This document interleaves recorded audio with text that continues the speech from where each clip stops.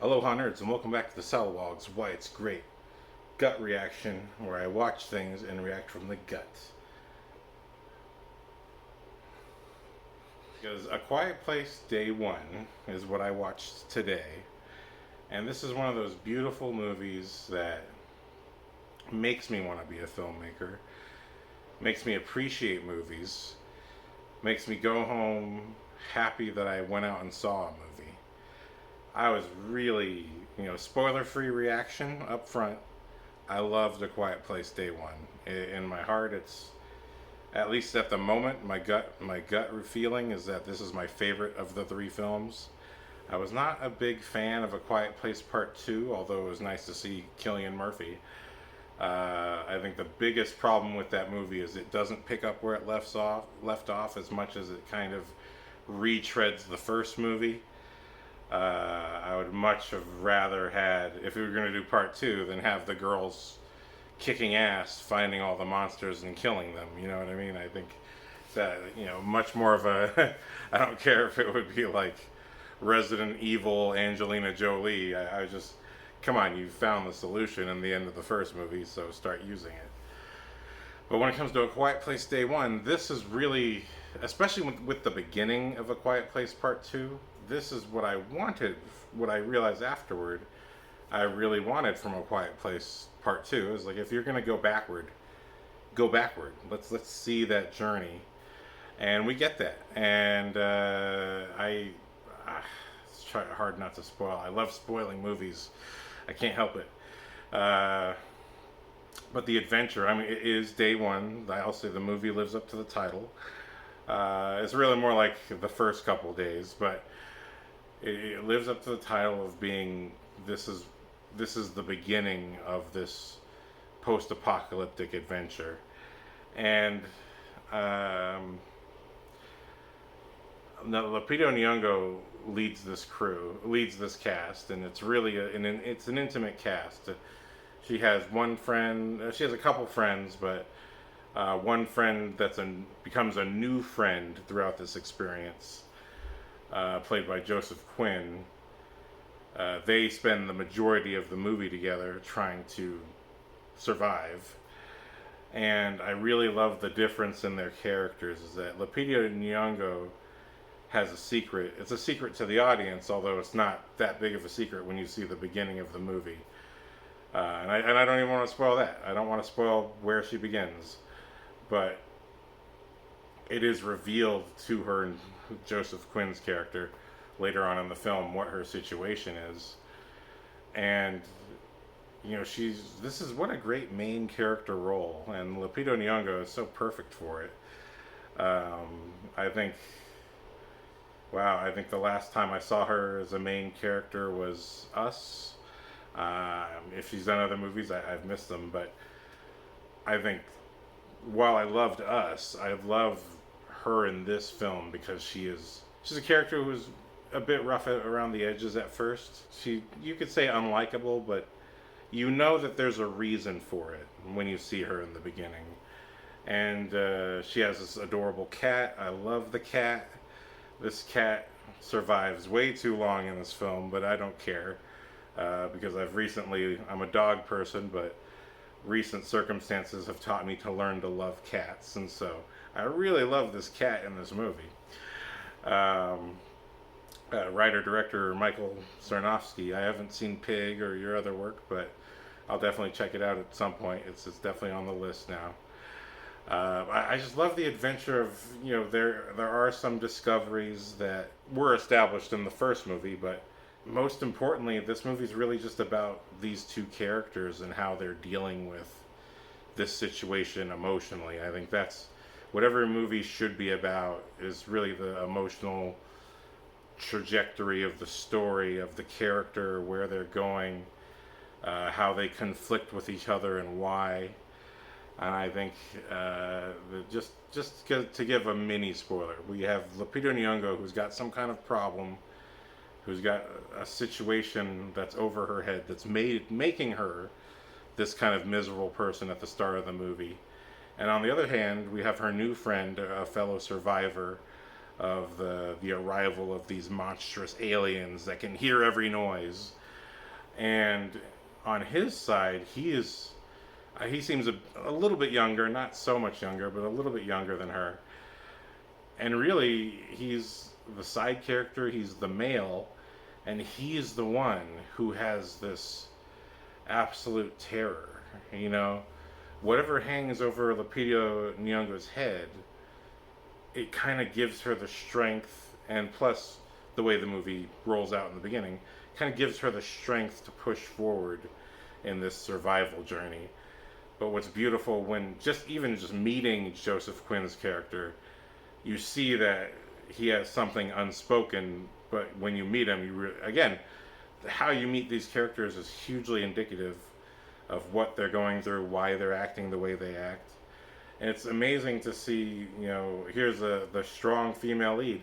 But, you could flip this, and this would normally be the male in the lead, and the female in the side part, where you see the guy has a valid reason to just he has these kind of panic attack moments. And let me tell you, this movie is just full of tension. I mean, you do get a couple minutes in the beginning to catch your breath, but this movie is just non-stop tension. So many great sequences. I noticed Michael Bay's name in the credits as well, and dang, if he lent his name or money to this, then thank you, Michael Bay.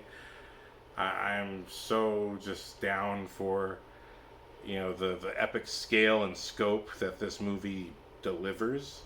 But obviously, what I always respond to up front is the character stuff. Is the story working for me? And is there a story? Is there some kind of journey that the characters are going on that's emotional or relatable? The character does not have to change necessarily, but are they being challenged to change? And is there a reason for them not to change? But I think what's beautiful about this movie is, these characters are enduring something, and by story's end, they do affect each other very deeply, even though they can't speak to each other very much. What little bits they tell about themselves are the most important things to them, and how this movie comes to its conclusion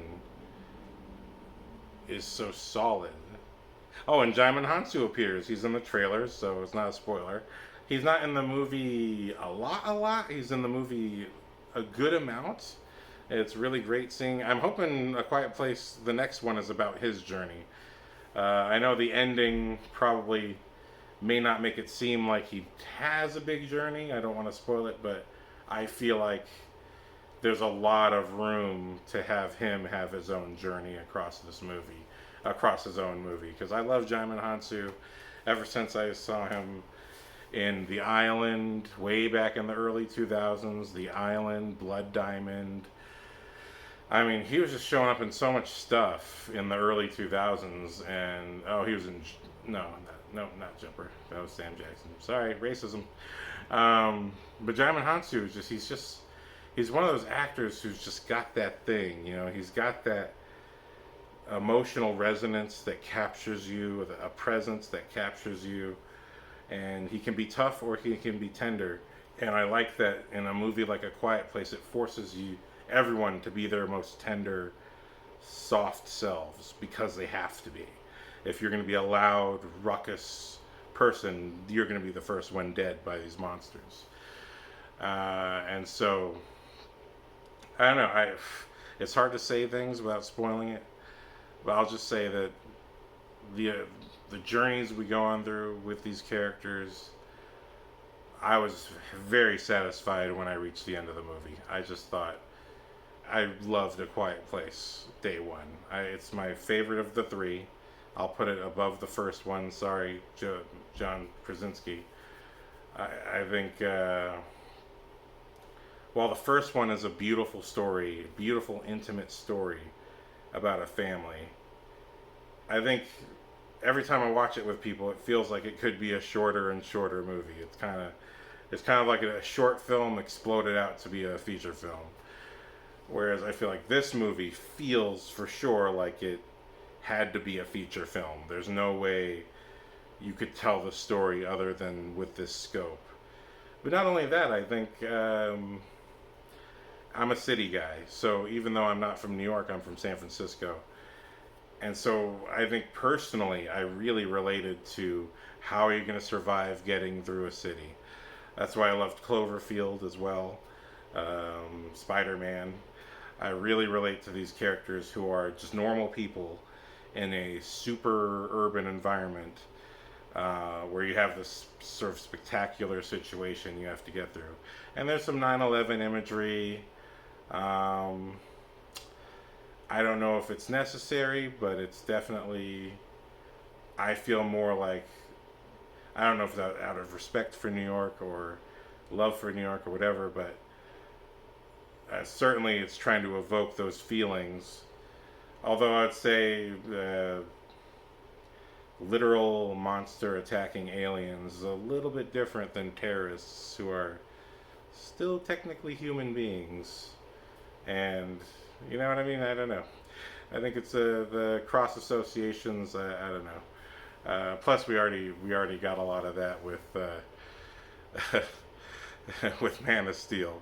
I think Man of Steel has killed my personal drive for seeing 9/11 imagery resurface in movies. But anyway, that's neither here nor there. A Quiet Place Day One, definitely my favorite of the three.